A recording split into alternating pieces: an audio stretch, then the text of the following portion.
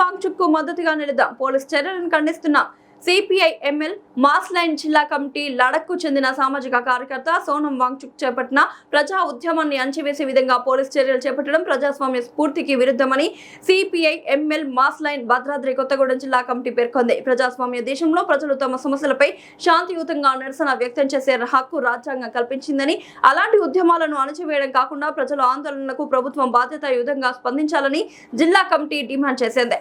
సోనం వాంగ్చుక్ లేవనెత్తిన అంశాలపై కేంద్ర ప్రభుత్వం స్పష్టమైన సమాధానం ఇవ్వాలని, పోలీసు దౌర్జన్యాలను వెంటనే నిలిపివేయాలని కమిటీ కోరింది. ప్రజాస్వామ్య విలువలను పరిరక్షించేందుకు ప్రజలంతా ఐక్యంగా నిలవాలని పిలుపునిచ్చింది.